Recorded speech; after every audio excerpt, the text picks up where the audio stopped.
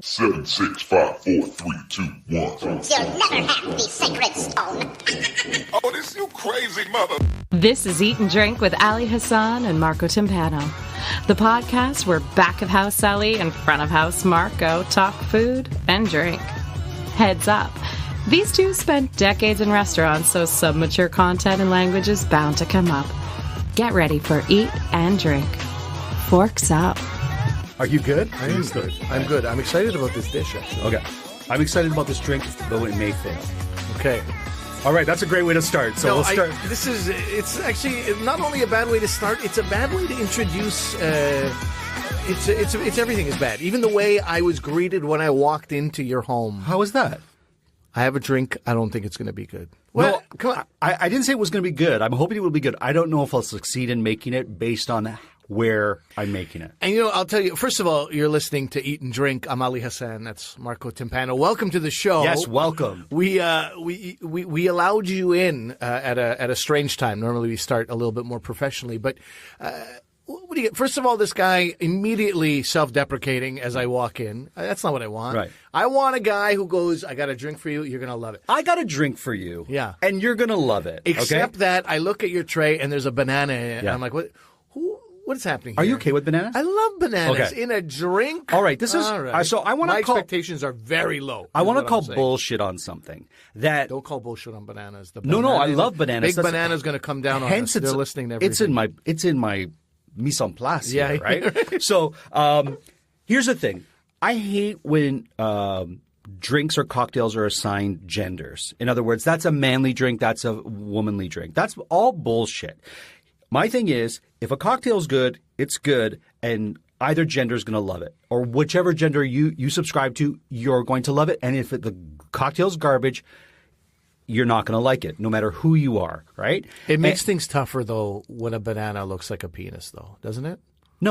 No, because do you have problems eating bananas? Not at all. Then why would the phallic shape of a banana matter it's in the cocktail? It's not the shape, it's the spottiness. It has the same spottiness that my penis does. I'm just joking. Well, that's your Is that an issue I should bring up right now? No, I don't know about or that. Or should I speak to a medical professional about that? Maybe. I'm This kidding. cocktail will cure that. All right? That's what I'm hoping for. God willing. Oh, my God. Imagine the elixir is here.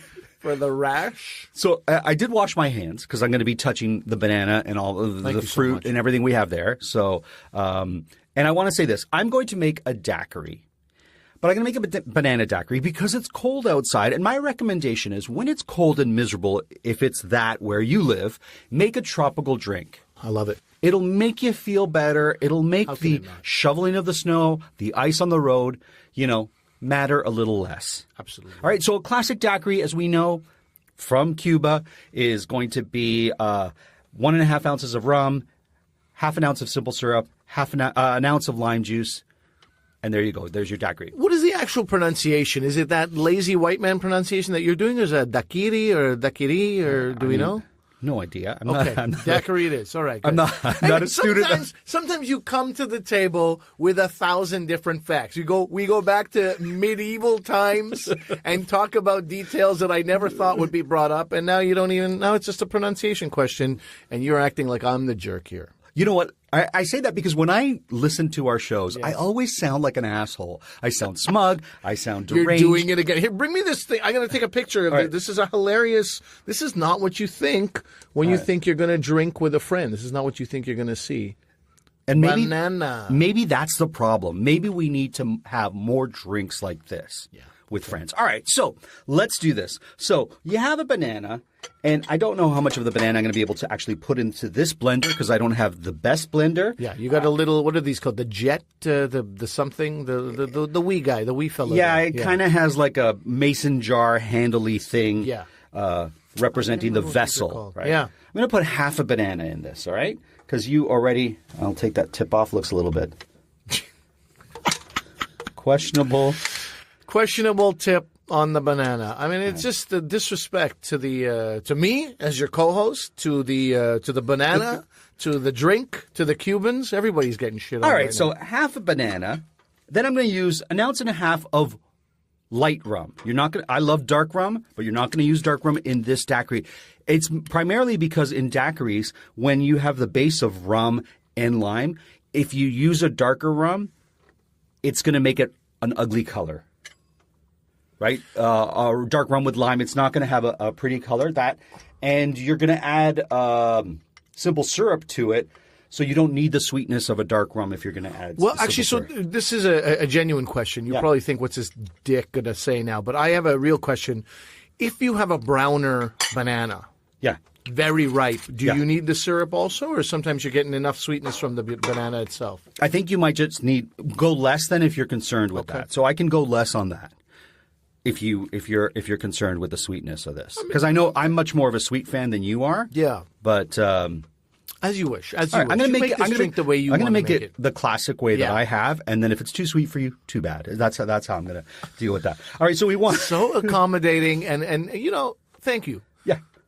I appreciate that. 1 ounce of lime juice. I'm squeezing a fresh lime because you always shit talk my plastic thing of and lime. I should. I think anybody listening. What self-respecting bartender / mixologist shows up with a goddamn, real lemon in a bottle? And listen, no, I will not be hashtagging real lemon on this episode. I just got some lime in my eye. Did you do that on purpose? No. See, that's the hazards of not using pre-squeezed. And I'm squeezing with my left hand like Lou Ferrigno here. That's a Hulk reference. Yeah, for those of you who don't know. I'm not going to get an ounce. It's my weaker hand. This is it's just me squeezing a lot. Watching you. It's just me squeezing. Oh, it's a real tragedy. Talk while I do this. It's quite a pathetic sight, actually. Do I talk about it? Do I illustrate what's happening? His left hand is so weak that he couldn't even squeeze. He could barely get any lime out of it. Okay, so that's his other hand. And that's approximately an ounce of lime. Okay. And now I'm going to use a half ounce of triple sec. If you don't have triple sec, you can use Cointreau. Even what's the one? The orange flavored one. You can use that. Cointreau was the orange. No, I mean Grand Marnier. In a pinch, you can use Grand Marnier. Sure. How much did I say? Half ounce, right? You're the bartender here, but it's whatever you said. Half ounce. I just feel like that's sweet. The rum has a sweetness. The banana is sweet, but I think daiquiris are always a sweet drink. They're a sweet drink, right? Always. Okay. So 1 teaspoon of white sugar. I'm using simple syrup. Thank you.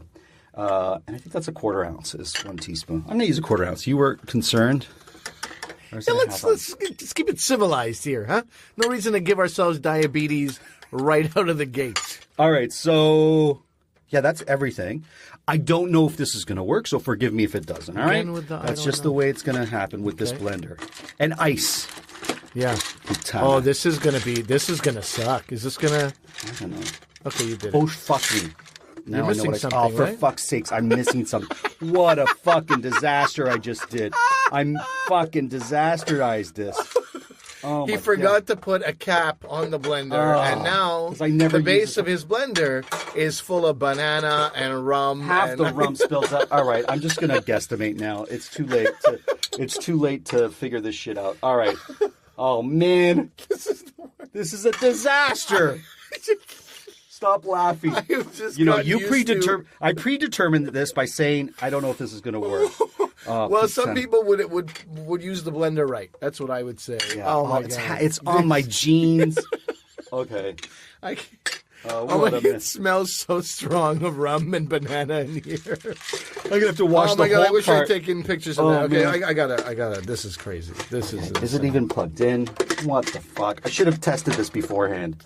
Oh my god! Eat, drink, laugh, huh? Why isn't this even working? Oh, now the blender's not working. This is great. Okay, just give me a second here. This is. I'm just used to this guy spilling ice. Oh man, I don't know what to tell you. This is gonna be. I hope it tastes good because after all this. Maputana, this is not working. Maybe it's because you poured a bunch of liquid into it earlier by mistake. Maybe. Maybe we're about to electrocute ourselves, brother. Okay. Careful. Well, don't. Don't touch the cord is a good idea. Oh, it is definitely all wet, by the way. Is the cord all wet? Yeah, the cord is all wet, and it's wet right into the outlet. This fucking thing. Well, this has been very entertaining, but when I said you're disrespecting the drink and Cubans, I didn't realize how much. I mean, this is how am I disrespecting Cubans? That's what I mean. Any self-respecting Cuban right now would be like, I'm turning this off. I've not learned anything. except that Marco Timpano over here I'm defeated. cannot It's got to make be a something. blender. Oh, look at that. What Fuck's is it? sakes. Yeah, it's he basically immersed his entire blender in not immersed, but he poured so much liquid into it. Somebody's getting electrocuted, and then the laughs are going to stop real quick. Okay, so I'm going to give up right now. I'll figure this out. Okay, the studio's covered in What a scent! What a rum, scent! Yeah. and triple sec and lime juice. I've just gotten used to you spilling ice and dropping little. This was the best. This was the worst. This was the worst for Depends me, the where best you're one. sitting, Okay. I suppose. Yeah. So I went upstairs, cleaned the blender so we wouldn't get electrocuted, and I made it up there to the proportions I mentioned, okay? Yeah. I have not tasted it, so I don't know how it came out. Thank you. I'd like Yeah. this to taste it together. Yeah. It looks. How does it look? I mean, it looks. It looks... It looks like semen. Can I say that? Is that a bad thing? A bad way to? Let me take another picture. If your semen here. looks like this, I think you need to see a doctor. Are you It's a little bit serious? yellow. I feel Well, it's a like- little bit yellowy. tropical Semen? Tropical semen. Okay, All right. once it's in the glass, I will admit that it does not any longer look like. But in your grayish blender, Okay. So really cheers to you, my friend. I hope it's good. cheers Don't feel to you have to you. drink it, but we'll see if I was able to pull it off. Banana daiquiri, my friends. I do like it. You do. I do. Upon first taste, immediately, It's not too sweet for you? That was a concern prior to me making it? All right, I know what you're doing. Don't be demeaning in your concern. Listen, this is a great... It's cold outside. You don't have to use bananas. You can use raspberries. You can use this is strawberries. You can use... Or you can just use lime. Look, I honestly, you had lowered my expectations to below shit. Okay. After your own setup, Yep. and then obviously your procedure here, questionable, Sure. at best. And then I was like, what's left in there? Now we don't know how much spilled, and I was like, I don't know how he's going to get it. And you do not start from scratch. You use the same one that had a bunch of ingredients spilled out. No, Somehow I erased those. You erased I that and you dumped them start out from because scratch? Good for well, you. because half of it was on the floor, and I was Okay. like, I don't know. If I Okay, was good. kind of guessing with the proportions, and since I couldn't do it here, I'm going to use the exact proportions that I Okay. mentioned. You did So a great job. This you could put more banana in it if you want. Yeah, I'm really happy. You're happy with it? It's still a half banana again, It's a half banana, yeah. and I love these glasses. These are actual daiquiri glasses, okay. but they're old school from the '60s, or I guess this is a coupe. So it kind of Yeah, has it feels like a dessert, any kind of like a souffle. What do you call those? Multi-layered parfaits. parfaits or something. Yeah.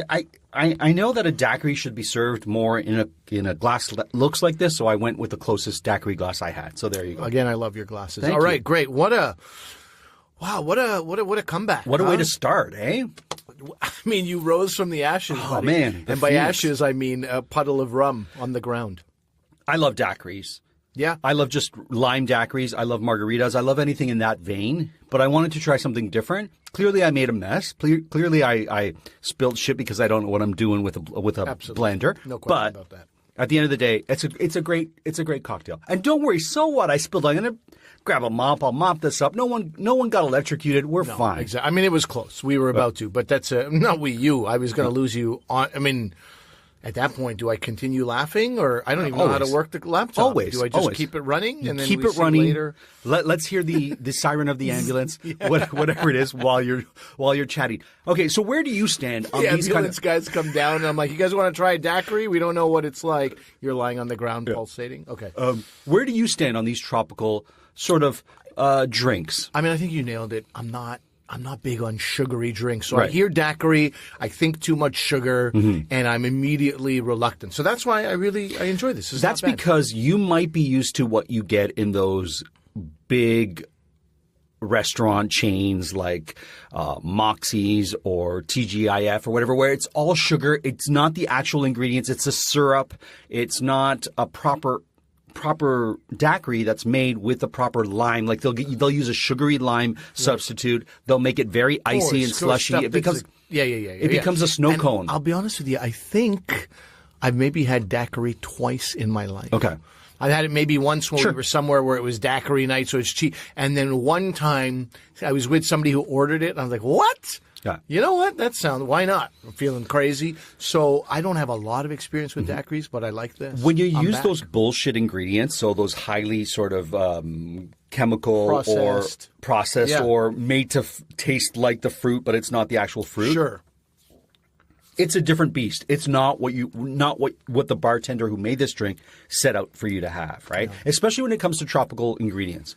Don't use a substitute. If you can't find the pineapple, the coconut milk, or the bananas that you might need, either omit them, substitute in another actual fruit, and make the drink properly, or don't make it at all. Right. That's where I stand on that. That's a great perspective. So there you go. I usually put bananas in my smoothies in the morning. Right. I might start making daiquiris instead. Is that a bad thing to start my my day and my children's day with banana daiquiris? Electrolytes from your lime and your syrup. Okay. So a lot of that is made up. He is not a doctor. All right, let's eat something. All right, it might even be something that it's also something that's going to make you feel comforted on this. Oh, I love it. Love it. I would also say that if you're going to order a daiquiri in a restaurant, make sure they make it with fresh ingredients, because too often they will use a powdered mix of lime, which they use in the margarita, and that's not – there's a vast difference between the authentic real way to make it and powdery substances and all snow cone and no substance. That's where I stand. We were I was with a buddy in a Mexican restaurant, and he asked them if they make margaritas from scratch, and they were like offended by the question. They're like, obviously. And what a great margarita it was. I've recently had that experience too. As I said, I don't have as much experience with daiquiri, but in the world of margaritas, again, you good ingredients. You know, if you have a strawberry bush, or if you're like, if you're the type of person who goes strawberry pickings and you end up with all these strawberries, and you know strawberries are very perishable, make yourself a daiquiri with them. Great Life idea. is grand. Great Life is idea. grand, yeah. All right, so what are we going to be eating here? Well, on that note of great ingredients lead to a great product, I'm making you a little something called Kedgeree. Okay, now here, Marco, I know that you're a little bit insulted sometimes. Yeah. You wonder, hey man, are you just bringing me leftovers from home? Which I don't have a problem. If you bring me leftovers, I'll consume them. Well, let me tell you with something joy. here, buddy. Okay. Let me tell you something. This is leftovers. a freshly created dish created from leftovers. You Oh. see, it's a very important distinction. I'm not bringing you leftovers. Right. I'm bringing you a dish made from leftovers Okay. intentionally. So let me just take a quick picture of this on this lovely plate of yours. I think you don't care for this. I don't plate know as much. what I find more skeevy, serving me leftovers or making me a dish from leftovers. Well, there's one way to find out. One way to find out. All right, give So it this a is try. It's called Kedgeree. Kedgeree. It's called Kedgeree. Kedgeree. Now, maybe it's very possible that a lot of people have not heard of it. Give it a try, see what you think, and then let's It's take pretty. it from there. I will say that it's got pretty colors. Yeah. Multiple colors. There's rice here, and let me try it. And onions. I notice onions. Yeah. So as you eat it, let me explain this. This is a dish that came out of India. In India, it was called khichdi. Now, this is a classic. In my wife's family and in many families we know, when you're sick, make khichdi. It's just dal and rice mixed together with spices. It's like home food. It's comfort food. It's nourishing. It's wonderful. It's really wonderful. And it's exactly how you describe it. It's comforting. It's warm. It's rich. It's nourishing. Right. It warms the cockles of your heart. Cockles of your heart. Yeah. Exactly. That's exactly. I was like, man, this guy better feel this in his cockles or I have failed. So this dish originated from India. We're talking about, if we want to go dates, I mean like 1300s, maybe even before that. And then the British brought it to the UK. Originally called khichdi, comes to the UK, and it is referred to as Kedgeree because the British like to disrespect things. Of course. I don't know. I mean, that may or may not be true. That's not where we're going on this one. But it was, in the during the Victorian Empire, brought to England. So we're talking about mid 1800s. Right. It was brought to, I guess these. And it's funny because you go to these websites that explain khichdi, and they say things like, the colonials. Oh. Wanted a taste of it. It's the colonizers. Well, anyway, I can't shit on this and at the same time be totally interested in this dish. There's a freshness in this too. There is. Because oftentimes when you talk about like home cooked or like stuff that warms your heart and stuff that's like that sort of feel, right? Yeah. You don't taste freshness. You taste richness in it. Yeah. I get a nice blend of both. There's a richness, there's a warmth, there's an umami, but there's also a fresh crispness in it. Right. So I'm going to explain a little bit about this dish. Originally, it was in India, lentils and rice. When it comes to, you keep eating. When it was brought to England, and eventually the Scottish have taken this on as like a favorite of theirs as well.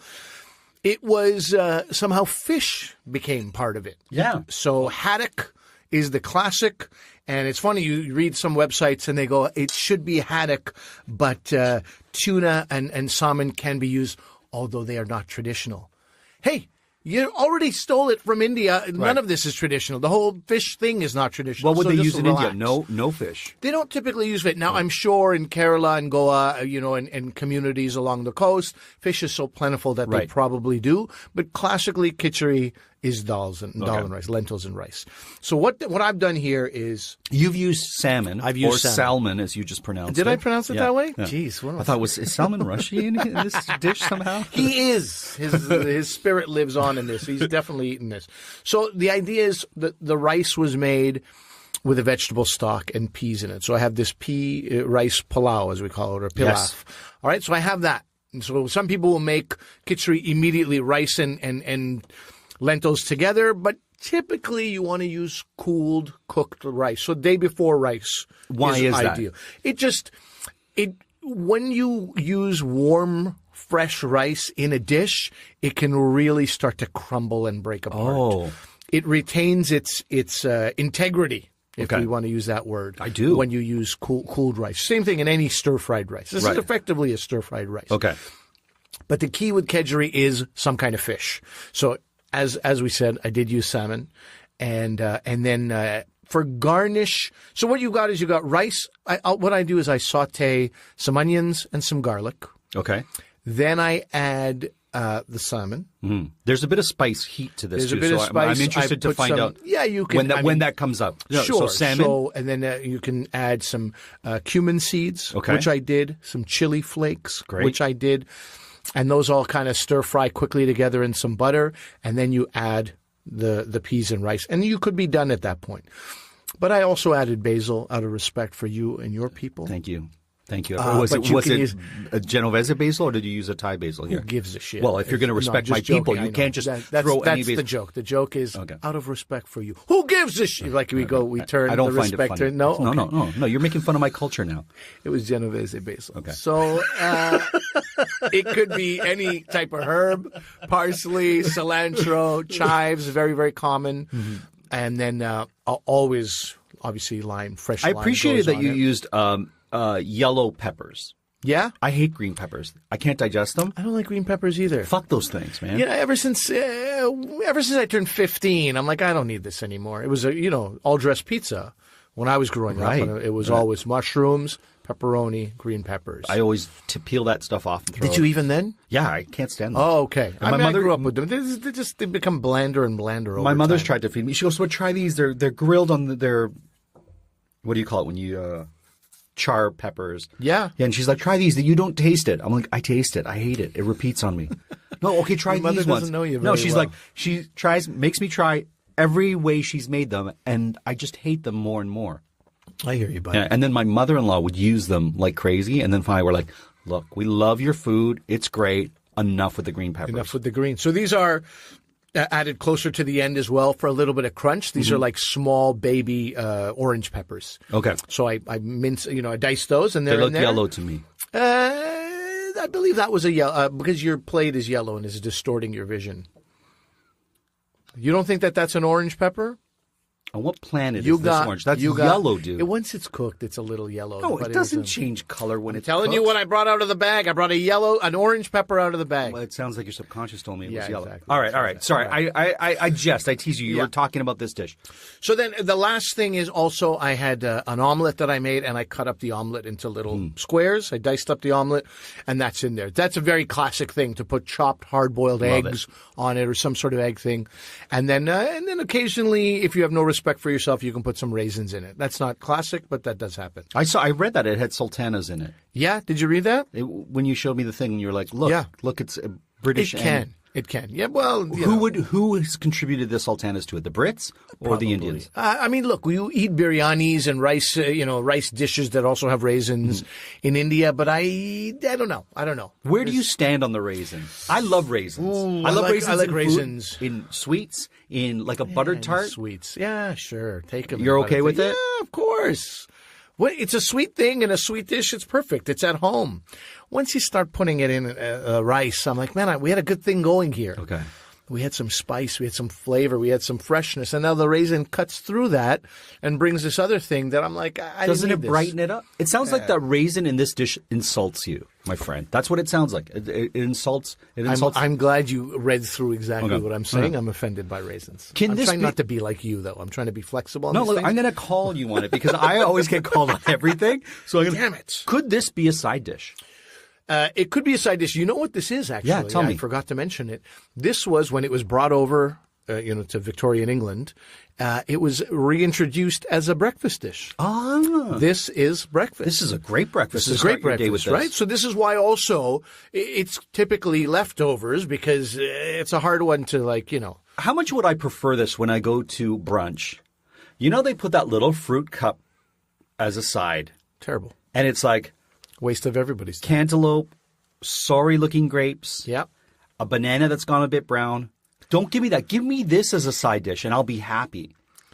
I hear you, bud. All right. I hear you. And also, if you look up Kedgeree recipes, you'll see that, kale has made its way in, cherry tomatoes. There's a bunch of different things. It is very flexible. I know people talk about like the traditional way. Traditional way Yeah. is Kedgeree, which is just lentils and rice. So don't worry about tradition. Right. You can break with it and you can create some wonderful thing. Curry powder, I forgot to mention, is often an ingredient. So this is the kind of thing where it's like experiment, have fun, don't worry. Yeah, absolutely. And eat it as breakfast. Some people would never think to break out of their oatmeal and banana regime and coffee and have this, but this is an absolutely terrific thing. If you're not a person who makes your own brunch, if you ever see this on the menu, I strongly recommend it. So you've got leftover rice because you made a plenitude of rice the night before. Yeah. And you're like, okay, I got all this rice. What do I do?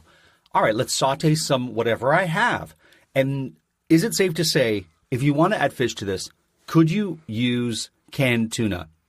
You could. You could. In a pinch, you could, right? Yeah, of course. Yeah. Sure. So, why not? or canned salmon. It doesn't have to necessarily be the most expensive thing because you're absolutely right. Okay. I like the salmon flavor, but also for color. I really feel like it brightens things up, right? It's that little pink color in there. I think that's great. Whereas it's a little drab, tuna being the same color as rice. Sure. But flavor-wise, absolutely you could. There you go. Well, Yeah. this was a fantastic dish, and I love that you can have it. Do you ever have it for breakfast? I do. So here's the thing, man. We had rice yesterday. Yeah. Or the day before, maybe. We had salmon last night.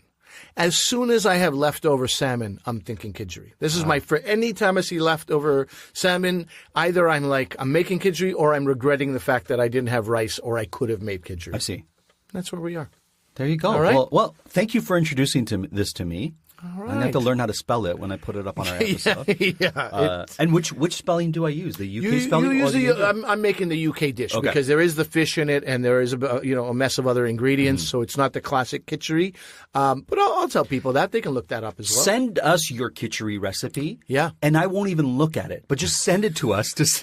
Don't be a jerk. Don't disrespect my people. But your Kedgeree recipes. What do you do with Kedgeree? Podcast, eat, drink at gmail.com is where you can send us. All right. So I guess I best be putting on a blindfold. Put on that blindfold, bud. What's in Marco's mouth? That's right. What's in Marco's mouth? It's nothing dirty. Will he guess it? Will he mess it? Let's find out.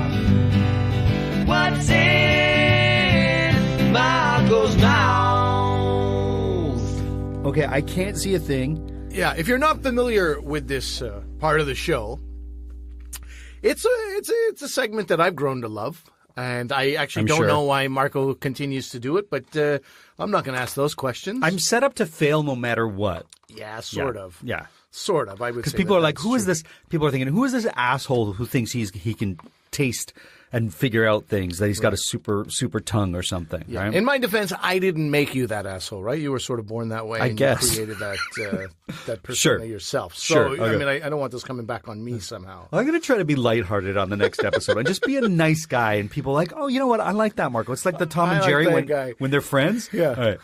Clumsy like Jerry Lewis doing a bit. But okay, so here we go. All right. Marco is blindfolded. Okay, it's very aromatic in this studio right now. Good, Okay, good. So That's exactly what it is. And let me just take a picture of you in the mask. Oh, I know man. that this makes you feel a little bit I'm going to suck him up. violated. But okay, here we go. So it's coming to you on a spoon. Oh, okay. Okay. Okay. For the love of God, don't ask to put it in your hand. Okay. No, it's mushy. There's lentils in this. It's definitely like South Asian in flavor. It's like dal. It's got a dal. Yeah. I don't know if we were talking about it, and that's why I'm getting. There's lentils. I feel like there's green in it. Yeah, like this is a very warm, once again, a nice warm sort of warm-hearted kind of dish. Aromatic. I'm going to say cumin because you talked about cumin before. Damn it! It's all too suggestive. Everything I've done. It's suggestive. Okay, so this is a dal. This is some sort of dal dish you're giving me. Do I get another taste? Marco, you guessed it, buddy. Yeah, you guessed it. Okay, That's there it. you go. That's it. It's a South Asian dal. You got it. You can get as many tastes as you like at this point. Okay, I'm taking the blindfold off because I got it. That's great. This is a moong dal curry. So Okay. this is one of my favorite things to make in my le creuset. You know what a le creuset Of course, is? Yeah, of course you do. Do I look like I crawled under a rock or un roche? Thank you. Thank you for that translation that the Le Creuset people will be very appreciative of. They've been around forever, and they Been make around quality so long. products. That's all I'm going to say. Very, very expensive. So this is a pot I got a couple of Christmases ago. First thing I For did. those of you who don't know, you've seen Le Creuset products because they're gorgeous colored, heavy pots. What are those pots called? Cast iron, enamel. Yeah. Enamel coated cast iron. Boxing Day sale, some such thing. I got it on a 26th or 27th, 28th. Invited 7 friends over for a goat curry night, and I piled this thing with 5 kilos of goat that I'd marinated overnight. We had just the best curry goat, which I will bring into the studio sometime. Amazing. And it will stay with us in the walls of the studio for quite a few days. But so I'm constantly, I would say a couple times a month, I'm like, what should I make in Le Creuset? This is one of my favorite things because one of the best ways to make dal is to pressure cook it. Second best after pressure cooking is Le Creuset because it's a heavy pan with a heavy lid. So not a lot of steam escapes. So, and it's a beautiful, incredible, what do you call it? Heat dispersion. Ooh. Right? So it's not just like in one pot. The entire pot is hot. It cooks it so well and very, very quickly. So what this is, moong dal. All right? M-O-O-N-G or M-U-N-G. Okay. You take moong dal, soak it for about 6 hours or overnight. Right. But it has And- nothing to do with the mung bean. Right? It does. Oh, it does. It Okay, does. that's Yeah, that's thank exactly you. what we're Thank talking you. about. Okay. So moong dal is it's a green exterior, yellow Did I say it was interior. green? Did I say that I thought the dish was Yeah, green? isn't that great, funny? yeah. But that was a long time ago. Okay, That was, I just because you know what I feel like we glazed over the fact that I got it right. I won didn't even in get a every- second taste. You're like, you're right. All You're right, right. let's and then you're like, now let me talk about it so you can enjoy your win. I'm so I got sorry. It right. You gotta I got win. It right. You I got- gotta win. I will say this: I got it right because we did a dull episode. I know. Right? I said the word dal 17 times earlier. Right, but In the past. in the you mean. past, Yeah, that's and true. so I love that dish so much when you made it for me on that episode that immediately my taste memory was like, that's dal. Sure. There's no way that that's not what I've had before, and that I know you make well. So in a way, you disserviced yourself. But I'm going to take that gold star. Take that after win, I and don't made- worry about who disserviced After who. I made that disastrous mess in the studio, I'm going needed to a take win. that and be the phoenix coming out of the ashes and just sit back You and bask. walk with your head up high on this one, buddy. But yeah. Okay, so you were saying talked about mung the- bean. Okay, sorry. So Basically, what you do is a puree of garlic and ginger, tomatoes, and some spices. If you want to put curry powder in, you can. What I do is ground cumin, ground coriander, and turmeric, those three things, some chili flakes. And I fry that, and, like it sticks to the bottom of the pan. You add a little bit of water. It comes up so the flavor just intensifies. Then you add these soaked mung beans. Okay. Then you add water. Now, you don't add a ton. Oh, that's so here's the word of advice. Key, Yeah, okay. Because one ingredient you didn't mention is coconut. This is a coconut curried mung bean stew, basically. I thought it was implied when I got it right. When I got it right. One way in which you lost today, Marco. No. You conceded before I even had a second bite. True. All right. What was I would have probably figured out the coconut, where the coconut came from. It's a Thai coconut. We were 15 seconds away from you saying the word mung. I feel mung. Is this mung? But yeah, you want it to have not a ton of water, because you want it in the end to add this coconut, and it just makes it so nourishing and just like this fulfilling dish, whether you want to have it with rice or alone or with some thick bread or naan. It's really one of the best. And I'm going to put the recipe of that. Usually we don't put the recipe up of the What's in Marco's Mouth, but this I have to share. Such a great, yeah. We just won't say it as it's the What's in Marco's Mouth segment. Oh, of course. Because otherwise it's going to... ruins the thing. You know what? Just say... You know what? Well, we're not going to do it. All right. We're not going to do it. Reach out to me personally. Or refer to our dal episode. Yeah. And you know what? Why don't you add this as a second alternative dal dish in the dal episode we have, so people can go back and say, oh, it's the second one that he puts in there, which is the one that Marco tried. How's that? Sure. Yeah, folks, is that okay if we fool you in those ways? Is that all right? As we speak about you behind your back? Can I ask a ignorant white European Canadian question to you? Oh, fine. All right. Because you mentioned curry powder. Yeah. When does one use curry leaves over the powder? In one of the most confusing things to come out of the curry world, they are effectively unrelated. Oh, really? Can you believe it? Yeah. No. The curry plant. Maybe then we got to save this for a curry episode. Yes. We can't. This is too long. We're at the end of our episode. We can't get into this. All right. But I'm glad good. I brought this What forward. a teaser. A great teaser. Yeah, like, oh man, But I don't also feel let's like I was mark kind it of down. I was worried to say it, but I'm like, you got to say it. Great question. I'm just going to bring it forward. In my lifetime of demystifying curry and teaching classes, that's a big one where you go, it's like teaching somebody French, where you're like, you just taught me this, but now you're telling me that actually the English is even worse. Anyway, stay tuned for that dissertation from my friend here, Ali Hassan. Thanks, everybody. Thank you for listening. This is a nice episode. Yeah, it turned out from disaster to disaster. It only somewhat reeks of rum in here. Mostly it smells like a delicious dog. Thank you, Marco. Until we eat again, everybody. We hope you got your fill of Eat and Drink with Ali Hassan and Marco Timpano. Follow them on Instagram and Twitter at Podcast Eat Drink. Email them your cocktail and food suggestions to podcasteatdrink@gmail.com. Until the next episode, bottoms up.